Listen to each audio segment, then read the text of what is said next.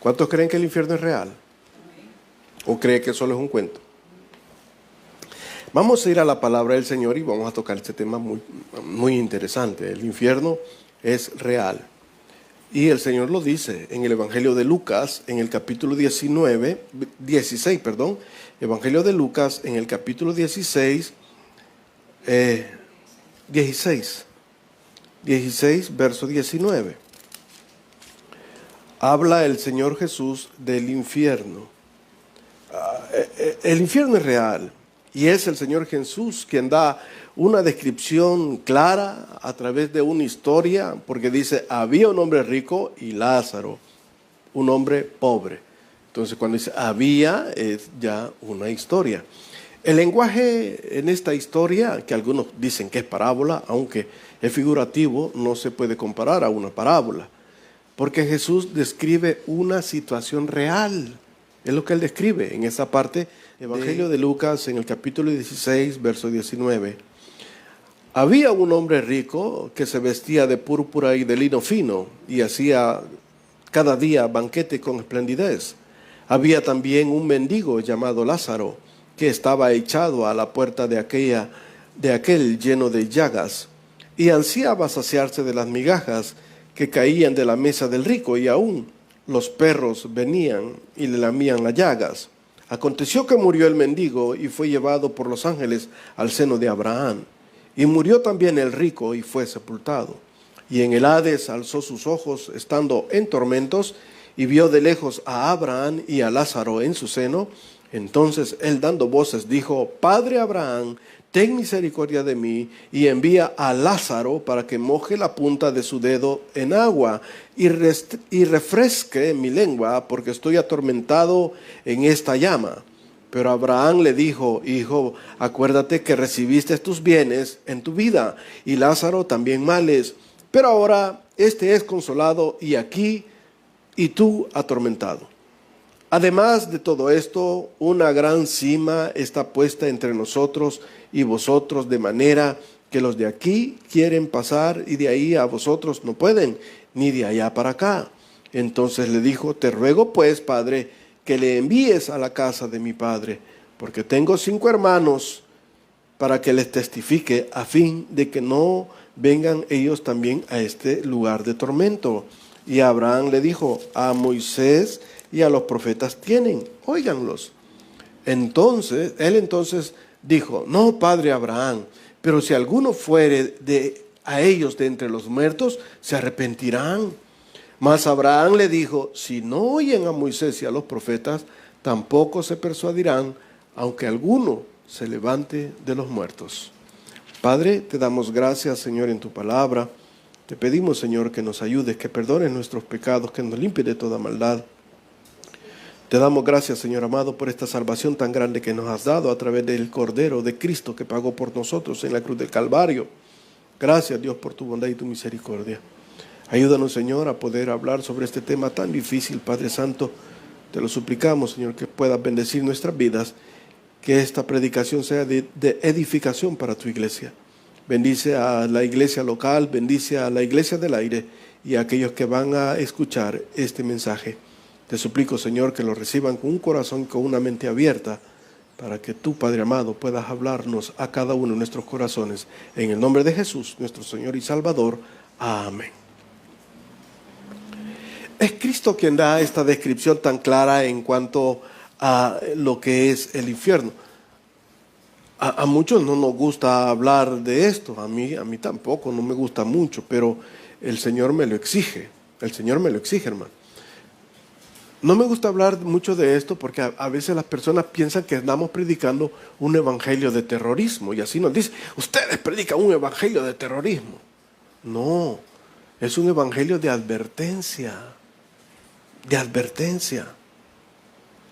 porque lo que el Señor nos dice en su palabra, en Proverbios capítulo 15, verso 11, referente al Seol, dice: el Seol y el Abadón están delante de Jehová, cuanto más los corazones de los hombres. Cuando él se refiere al Hades, ¿han escuchado hablar esa palabra Hades? Seol. Para usted, ¿qué se le viene a la mente? El infierno, ¿verdad? Un lugar oscuro. Un lugar de tormento. La palabra de Dios, cuando se refiere a Hades, y en el caso hebreo, Seol, porque Hades está en griego, es el lugar donde van los muertos. Y Seol es el lugar donde van los muertos, no importando que sea bueno o malo, ahí van todos. Y había una división, y aquí el Señor Jesús habla de esa división. Que había una división, había un lugar que se llamaba el paraíso o el seno de Abraham, y el lugar de castigo.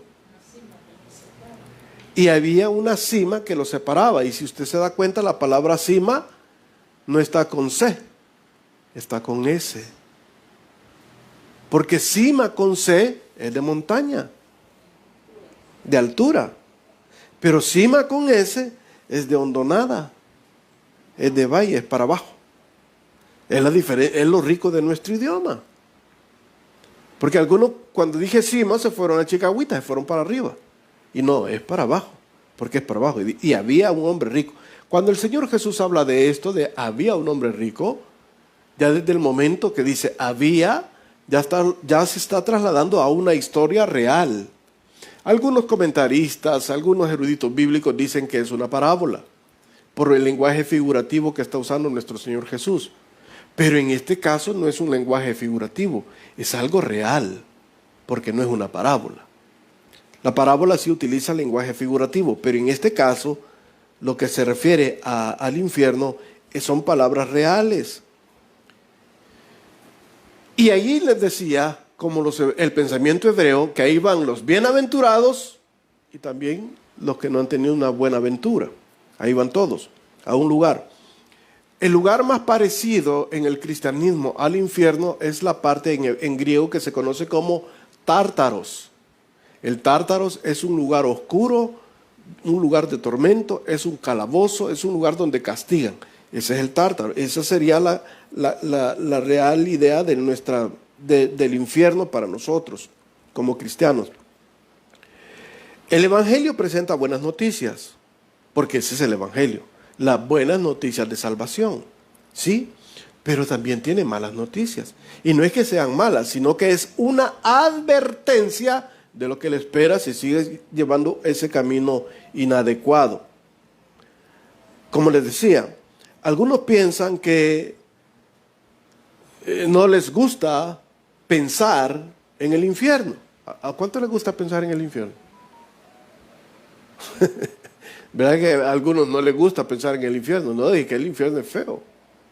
El infierno es un lugar de castigo. Pero el hecho que a usted no le guste pensar en el infierno es real y ahí está. Y la palabra del Señor dice que el infierno está delante de Jehová, así como el impío está delante de él. Él lo está viendo. Él está viendo. Y en esa situación de las buenas nuevas es que nos da una advertencia. Y las Escrituras obligan a cada predicador a que hable de esta realidad, de esta verdad. En algunas iglesias no se habla, porque está prohibido el tema. Aquí del infierno no se habla, aquí todo es cielo. Qué bonito. Porque hay iglesias donde está prohibido hablar del infierno. Hay una iglesia grandota aquí al norte, allá exactamente en Houston, donde hablar del infierno está prohibido. Usted no puede hablar del infierno. Puede hablar de prosperidad, de billetes y de dólares, pero del infierno nunca, porque el infierno no existe. Pero el Señor Jesús nos habla de una realidad del infierno. Y no es que nuestro evangelio sea terrorista, porque no es terrorista, es una advertencia. Las Escrituras nos obligan a nosotros a predicar de la existencia real de este lugar de tormento y castigo. Un lugar en el cual el hombre no debería de estar. Es que ese lugar no es para el hombre. El Señor lo dijo claramente en su palabra. El infierno no ha sido un lugar creado para los hombres. Nunca fue creado para los hombres. Lo dice en Mateo capítulo 25, verso 41, por si usted quiere buscarlo. Mateo 25, 41. Entonces dirá también a los de la izquierda: apartaos de mí, malditos, al fuego eterno, preparado para el diablo y sus ángeles. El infierno es un lugar de tormento, hermano. Y como le decía, mucha gente no le gusta pensar en eso, pero es real, ahí está. El hecho que a mí no me gusten las guerras no significa que allá nos están matando. El hecho que a mí no me guste la escasez no significa que no haya escasez, porque mira cómo están los plátanos ahora, 3 por el dólar. Y tan buenos que son los plátanos, bro. A mí me encantan las empanadas que hace la hermana Mari, se las aconsejo. Sí, vamos a hacer un grupo, y hermana Mari, para cuando haga empanadas ahí, las manda el grupo y vamos a comprar empanadas todos. Sí, hay que apoyar, primero hay que apoyar a los de la casa, hermano. ¿Sí? Así que le vamos a invitar a mi hermana Mari para que haga eso. Así que tengo empanadas, muchachos, y ahí caemos para las empanadas. Y están tan caras las cosas ahora. Está difícil. Y el hecho de que yo no pueda pensar que la economía está mal, no significa que no esté mal. Si está mal, porque está mal. Y el hecho que yo no me guste pensar en el infierno, no significa que no esté el infierno. El infierno ahí está y está real. Y a mucha gente se está llevando todos los días al infierno. Entonces, si vamos a ser fiel a lo que es la palabra, debo yo predicar el evangelio de la advertencia de un infierno de fuego, que es eterno. Y van a ir ahí todos aquellos que no han creído en Jesucristo. Entonces, nosotros debemos de predicar eso. Cristo habló más del infierno que del cielo. ¿Por qué, hermano? Porque quería advertirnos, porque él mismo dijo: yo he venido a buscar y a salvar lo que se había perdido. ¿A salvarlos de qué? De una muerte eterna, de una condenación eterna. De eso nos quiere salvar Jesús. Amén. Pero el hombre ahora se ha conformado por la falsa humanidad y todo aquello, y todo es tranquilo, no hay problema, aquí todo es paz y tranquilidad, peace and love. No, brother, tenga cuidado. Y en esa tranquilidad muchos están yendo allí en el infierno. Imagínese usted, mi amado hermano, que usted va allí en la carretera del Puerto de la Libertad. ¿Cuántos conocen la carretera del Puerto de la Libertad? Vamos allí a la carretera del Puerto de la Libertad y no tiene ningún rótulo, no tiene ningún aviso. No tiene ningún rótulo donde diga curva peligrosa, no adelantar, cuidado la curva del Papaturro. ¿Cuántos conocen la curva del Papaturro? ¿Qué sucedería? ¿Se da cuenta? Y es por eso que la palabra del Señor nos exige, a mí como predicador y a ustedes como iglesia, a advertir a aquellas personas de un infierno real. Usted es la lumbrera, somos luz en medio de la oscuridad. Y debemos de advertir de un infierno. Porque se puede imaginar, ¿cuántos quieren a su familia? ¿Usted quiere a sus hijos? Ya les hablo del infierno. Ay, es que ese bicho, cuando yo le estoy hablando de eso, me deja con la palabra en la boca, pastor. Se enojan. Pues que se enoje. Que se transforme si quiere. Pero hable del infierno, porque la condenación es eterna. Esa no es por un ratito. Esa es por los siglos de los siglos de los siglos de los siglos de los siglos. Es difícil hablar de este tema sin herir ningún sentimiento. Es difícil. Porque cuando la gente se muere sin Jesús y lo llaman a uno a predicar, qué difícil es hablar de aquella persona que no conoce de Jesús, ¿verdad? Y los hermanos eran cristianos, pero nunca le hablaron, o el hombre nunca quiso recibir a Cristo. ¿Y usted qué puede decir de ese hombre? Él ya hace aquí gozando de la vida de la patria celestial. ¿Puede decir eso? Lo único que puede decir, ya se está retorciendo en el infierno. Pero si dice eso, capaz lo matan, pastor. Sí. Así que usted no puede decir eso, porque lo linchan. Que de Dios descanse y que repose en paz, en tranquilidad. No, es que es cierto. Porque herimos sentimientos. Ah, ya viene a decir que mi hijo está condenado. Pues vaya usted a saber. Usted sabe lo mejor. Pero el Señor, a través de su palabra, nos exige a nosotros que prediquemos sobre este tema tan difícil. Dios, a través de su palabra, advierte al hombre. ¿Para qué? Para que cambie su destino eterno. Para que pueda escapar de las llamas del fuego.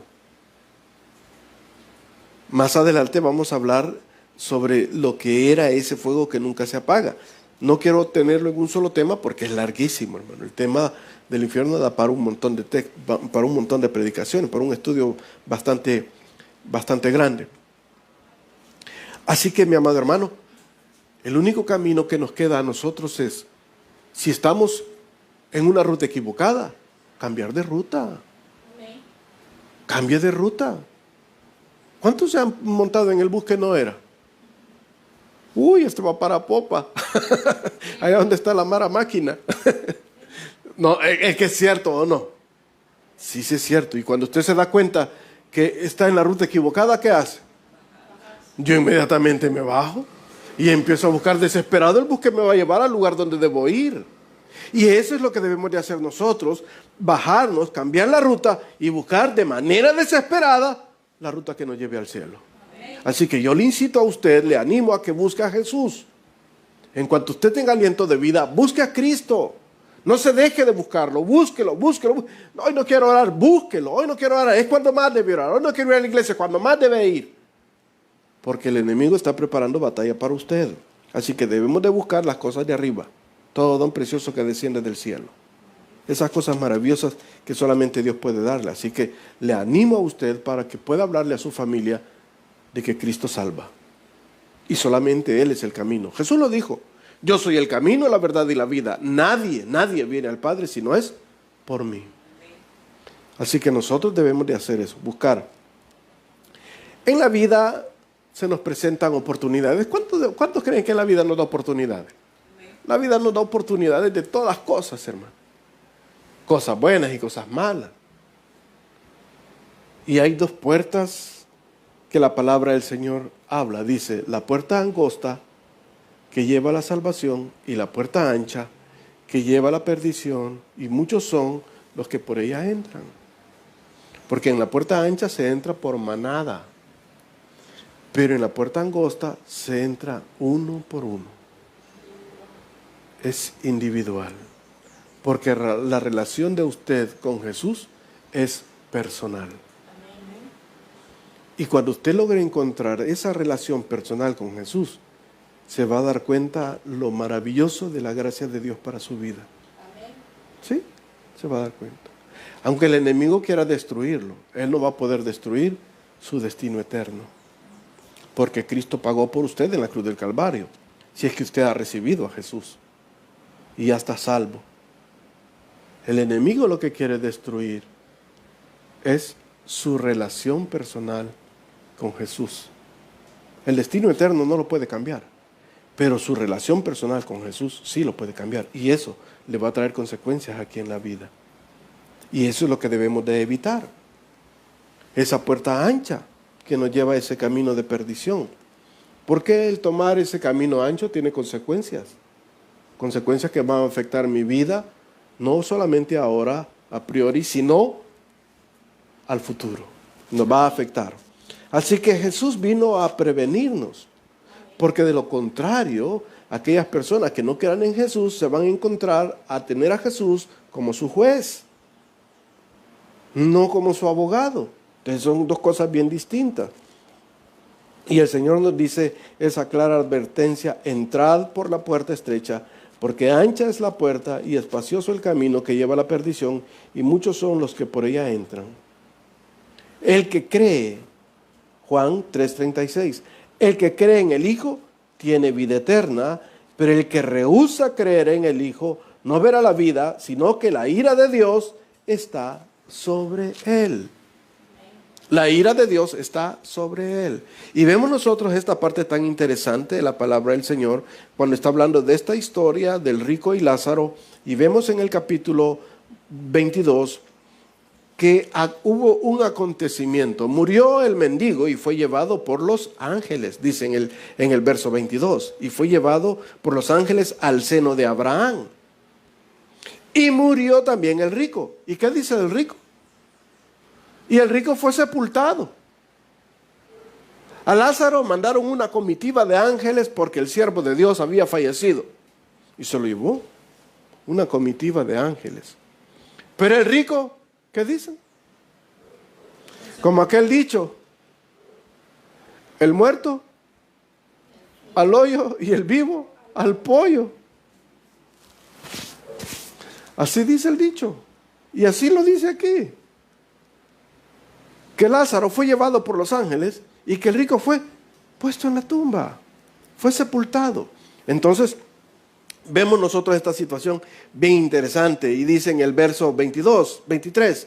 Y en el Hades alzó sus ojos y estando en tormentos, vio de lejos a Abraham y a Lázaro en su seno. ¿Qué significa esto, hermano? En el verso 23, donde dice que alzó sus ojos. Él tenía todas las facultades de un ser vivo. Pensaba, sentía, tenía conciencia de lo que estaba ocurriendo. Porque lo que le estaba pasando no era fácil. Era algo difícil, que él nunca se lo había concebido en su mente, pero que ahora estaba ocurriendo. Y qué decepcionante va a ser y qué frustrante va a ser aquellas personas que por no querer recibir a Jesús como su Señor y Salvador, se van a encontrar en la misma situación de este rico. Porque dice que cuando despertó, alzó sus ojos. Cuando tomó conciencia del lugar donde estaba, se dio cuenta que estaba en un lugar de tormento y castigo. Qué difícil.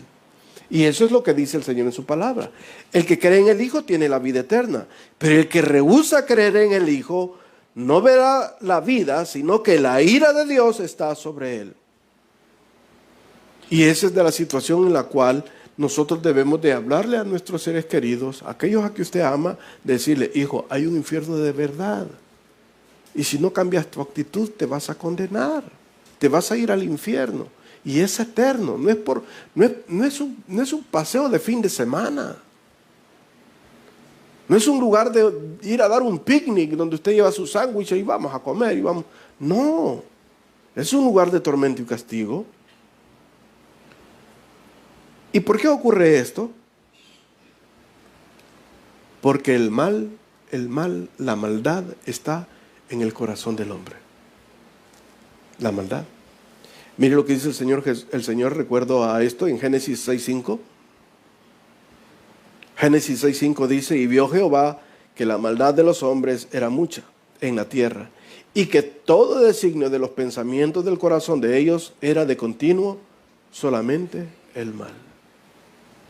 Así somos, por naturaleza. La naturaleza del hombre es así. Aunque algunos asumen que hay hombres buenos. ¿Cuántos creen que hay hombre bueno? No hay hombre bueno, hermano. El único hombre bueno que hubo aquí en la tierra se llama Jesús. De ahí todos son mentirosos. Pedro dijo: no lo conozco, apártate de mí, mujer. El apóstol Pablo detuvo las ropas de aquellos hermanos para que apedrearan a Esteban. Marcos abandonó a Pablo. Y por eso después Pablo no aguantaba ver a Marcos. No, con ese no me mande. Ese es muy llorón. Amado hermano, la mayoría piensa que la humanidad es buena. Pero la palabra del Señor nos dice que por naturaleza somos malos. Tenemos el designio en nuestra mente de continuo solamente el mal. ¿Por qué por naturaleza? Porque por naturaleza somos desobedientes. Si no, mira a los niños cuando están pequeños. Desde chiquitos los bichitos ya vienen desobedientes.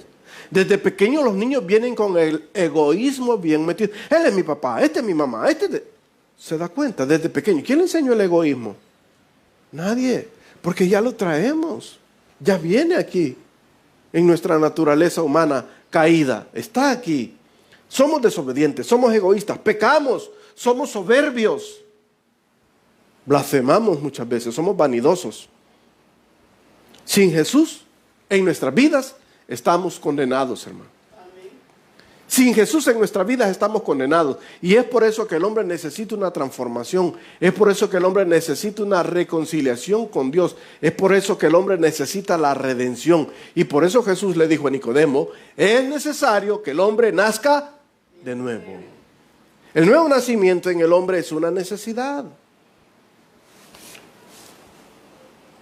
Y el Señor lo dice en el Salmo 4:23, sobre toda cosa guardada, guarda tu corazón porque de él mana la vida. Sobre toda cosa guardada, guarda tu corazón porque de él mana la vida. Y allí es muchas veces de aquí, del corazón, nosotros creamos un infierno en nuestro propio corazón. ¿Por qué? Porque de la abundancia del corazón habla la boca. Entonces, ese infierno que el diablo quiere imponer en su vida, usted debe tratar de quitarlo, destruye ese infierno que está aquí. Es que por naturaleza lo somos, sí, cierto, por naturaleza lo somos. Pero el Señor nos da una salida. En Romanos, en el capítulo 5 y en el verso 12, dice: por tanto, como el pecado entró en el mundo por un hombre, y por el pecado de la muerte, así la muerte pasó a todos los hombres. A todos los hombres, por cuanto todos pecaron. Y Romanos 3:23 dice, ¿qué dice? Por cuanto todos pecaron, están destituidos de la gloria de Dios. ¿Cuándo empezó usted a pecar, hermano? ¿Ya se acuerda cuándo empezó a pecar?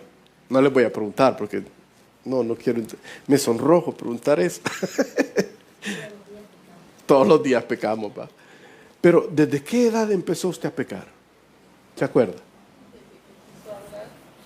Algunos desde que pensaron, mira, el niño ya dice la primera palabra, diga la palabra, niño, diga. Y yo no la puedo decir porque está censurado. Ay, qué lindo, qué palabra más. Es verdad. Pero la conciencia del pecado generalmente empieza a los 7 años. Y muchas veces desde los 7 años empezamos a pecar. Y conscientes de que estamos haciendo las cosas malas. Ya con la conciencia bien clara. Elegimos pecar. Y con el tiempo nos volvemos practicantes del pecado. Y por eso el Señor dice, por cuanto todos pecaron, están destituidos de la gloria de Dios. Y en esa práctica del pecado, usted va pasando los canales de televisión y de repente, este dice 18 más. Este. ¿Sí? Sí. Usted va pasando y de repente ve una película prendida. Esta es la buena. Aunque ya no tiene la capacidad por su edad, pero usted se queda clavado viendo ahí. Y además hasta quiere empezar el televisor. ¿Cierto? Nos dan el teléfono, el smartphone, ¿y qué hacemos? Vemos, platicamos, escribimos y decimos cosas que no son correctas. Lo hacemos, somos desobedientes, hemos pecado. Nuestra naturaleza es humana, es así, es mala, es perversa. Y por esa razón es que necesitamos la redención de Jesús. Y es por esa razón que necesitamos el nuevo nacimiento, la sangre que Cristo derramó en la cruz del Calvario. Si no, todos llegaríamos al infierno. Si no fuera por su gracia, hermano. Si no fuera por su gracia. ¿Y qué sucede cuando usted practica el pecado y llega y hace cosas así difíciles, defrauda a una persona y le engaña? ¿Qué ocurre cuando usted desobedece a alguien? Hay pecado, pero usted se siente culpable. Es parte de la maldad en el corazón del hombre, la culpabilidad. Y esa culpabilidad no solamente existe usted, sino que existió también en Adán. Cuando se vio que estaba desnudo y vio que Eva estaba desnuda, ¿qué fue lo que hizo? Empezaron a hacer unos delantales con hojas de higuera y se las puso a Eva y él se las cubrió. Y cuando oyó que venía el Señor, ahí en Génesis capítulo 3, dice que se escondieron detrás del matocho. Ahí se metieron. Y él le dijo, Adán, Eva, ¿dónde están?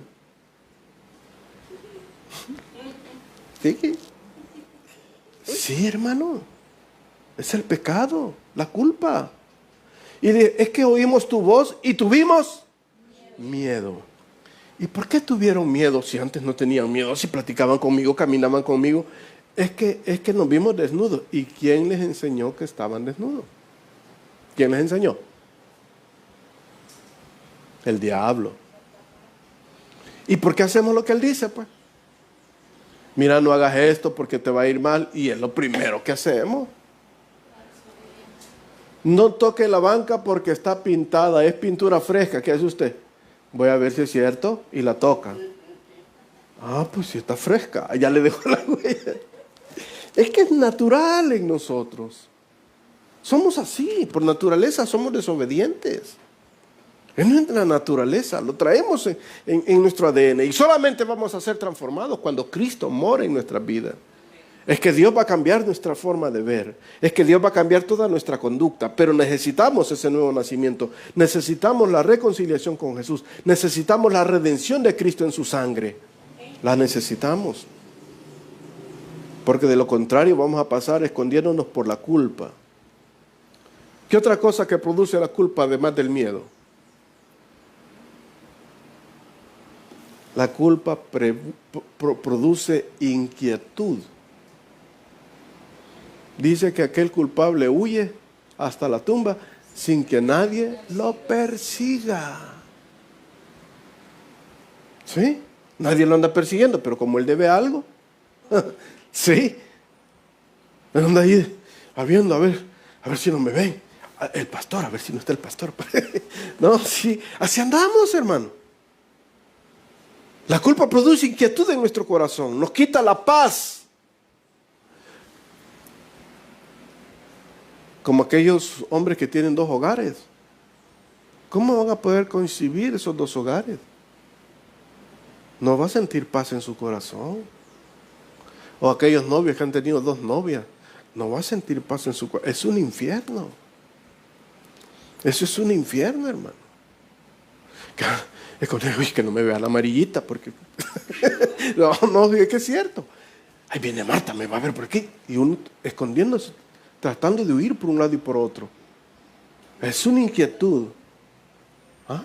¿Por qué?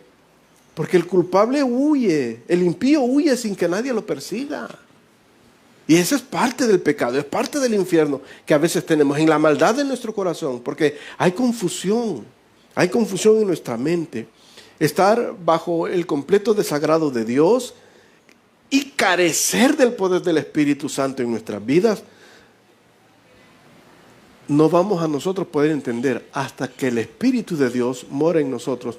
Nos va a dar la facultad de poder entender lo bueno y lo malo con una gran claridad. De lo contrario, vamos a ser arrastrados por el mal. Y ese infierno futuro, no va a ser como ese infiernito que estás pasando ahora en tu casa. Porque muchas veces ese infiernito con un diálogo se termina. Ese infierno es eterno, es al futuro y es por los siglos de los siglos de los... Imagínese que usted estuviera viviendo por la eternidad empleitado. ¿Cómo se sentiría? ¿Verdad que es difícil? Entonces, esa situación en la que nosotros estamos viviendo en nuestra casa, estamos viviendo en nuestro trabajo, estamos viviendo en nuestras amistades, puede llegar a convertirse en un infierno eterno por los siglos de los siglos, si no cambiamos nuestra forma de pensar, si no cambiamos nuestra conducta. Pero gracias al Señor que Jesús vino para advertirnos a que escapemos de las llamas del infierno a través de su gracia, a través de su bondad. El amor de Dios es sorprendente, mi hermano, y se ha manifestado al pecador. Yo veo la imagen de Mateo cobrando los impuestos. Y el Señor Jesús sabía que Mateo era cobrador de impuestos. Nadie en ese momento quería un cobrador de impuestos. Eran odiados porque trabajaban para Roma. Eran odiosos porque debían de pagar una cuota y ellos le ponían otra cuota más para que le quedara la ganancia a ellos y poderle pagar a Roma.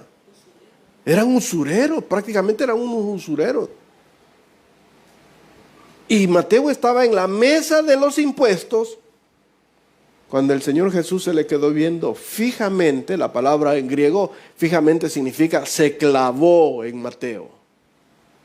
Y dice que Mateo estaba así, de repente, me está viendo ese. Todavía me está viendo. Y en una de esas se quedó clavado los dos. Y solo le dijo, sígueme. ¿Qué era Mateo? Cobrador de impuestos, corrupto. ¿Y a Jesús? ¿Qué dijo de eso? No, mira, primero deja de ser corrupto y después venís. Paga todo lo que debes y después me seguís. ¿No? Dice que se le quedó viendo. Y en la condición de Mateo, siendo pecador, le dijo, sígueme. Como lo llamó a usted y me llamó a mí. En la condición más inmunda en que los encontramos, Cristo nos ha llamado para darnos rescate. Y esta parte de la Biblia a mí me daba vueltegato en la cabeza, que es Romanos 5:8, donde dice, mas Dios muestra su amor para con nosotros en que siendo aún pecadores, Cristo murió por nosotros. Dios nos ha amado tanto a través de su Hijo, que nos ha dejado el camino perfecto. ¿Y que debemos de hacer? Simplemente creer en Él. Hechos 4:12 dice, y en ninguno otro hay salvación, porque no hay otro nombre bajo del cielo dado a los hombres en que podamos ser salvos. No hay otro. Aquí no está la Virgencita del Cobre ni la Virgen de Guadalupe que te va a salvar. Aquí hay un camino y un nombre, y ese se llama Jesús. Porque no hay otro mediador entre Dios y los hombres, sino solamente Jesucristo hombre. Aquí no hay que, voy a escribir una carta y que me dé la salvación y me dé la absolución por el pecado. Aquí no, papá, aquí es Jesús el que salva. Porque todos esos hombres que están sentados en unas grandes sillas también van a dar cuentas a Dios de cada una de las palabras obscenas que han salido de su boca y cada uno de los pensamientos que han salido en ellos. Y Dios muestra su amor a pesar de la condición en que estamos. Hay un camino perverso de condenación y corrupción auspiciado por el diablo. Y en este caso el hombre rico tenía todas sus riquezas, pero se encontró, dice, atormentado. Y vemos que en esta parte de Lucas hay 4 veces donde se menciona el tormento. Estaba atormentado, atormentado y muy tormentado. Entonces vemos nosotros, el tormento es claro. Jesús hace énfasis en el tormento del infierno, que ha sido preparado para el diablo y sus ángeles. El hombre no debe de estar ahí. El hombre no debe de estar ahí. ¿Qué debemos de hacer? Lo que el Señor nos dice en su palabra, Juan 3:16, porque de tal manera amó Dios al mundo que ha dado a su Hijo unigénito para que todo aquel que en él cree no se pierda, mas tenga vida eterna. Le animo a que reciba a Jesús. Le animo a que le hable del infierno real a su familia. El infierno es real. Esta no es una parábola, es una historia. Y el Señor Jesús dice, había un hombre rico y uno pobre, llamado Lázaro. Darse cuenta de una peculiaridad bien importante. El rico es rico, pero el pobre tiene nombre. El pobre tiene nombre y se llama Lázaro. Nosotros debemos de buscar a Jesús en su bondad y en su misericordia. Porque solamente cuando encontremos ese camino, como Él dijo, yo soy el camino, la verdad y la vida, nadie viene al Padre si no es por mí. Hasta que encontremos ese camino de Jesús, es que vamos a poder estar delante del Padre.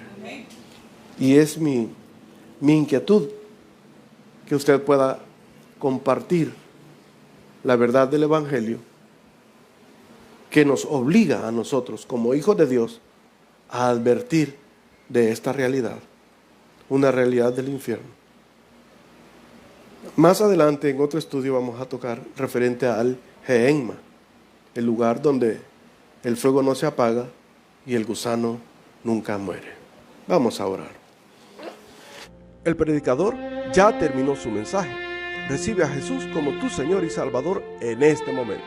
Invócale de esta manera: Señor Jesús, yo te recibo hoy como mi único y suficiente Salvador personal.